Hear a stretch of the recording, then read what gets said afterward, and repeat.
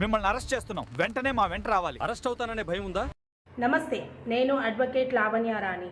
మీకు తెలుసా, మీరు ఏదైనా తీవ్రమైన నేరం అంటే నాన్ బెయిలబుల్ అఫెన్స్ చేశారని, లేదంటే మిమ్మల్ని ఎవరైనా అరెస్ట్ చేస్తారని, లేదంటే మీపైన ఎఫ్ఐఆర్ నమోదు అయ్యే అవకాశాలు ఉన్నాయి అన్నప్పుడు మీరు యాంటిసిపేటరీ బెయిల్ని తీసుకోవచ్చు.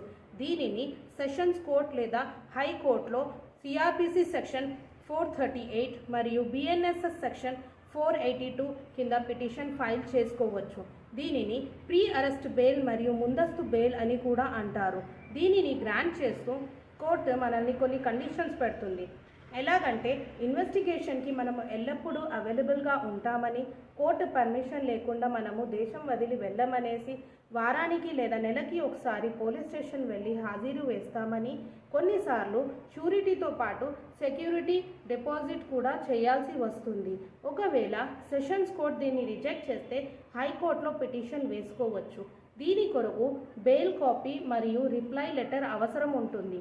ఒకవేళ హైకోర్టు కూడా దీన్ని రిజెక్ట్ చేస్తే సుప్రీంకోర్టులో ఆర్టికల్ 136 స్పెషల్ లీవ్ పిటిషన్ కింద ఫైల్ చేసుకోవచ్చు. ఇలాంటి మరిన్ని వీడియోస్ కొరకు please like, share and subscribe my channel.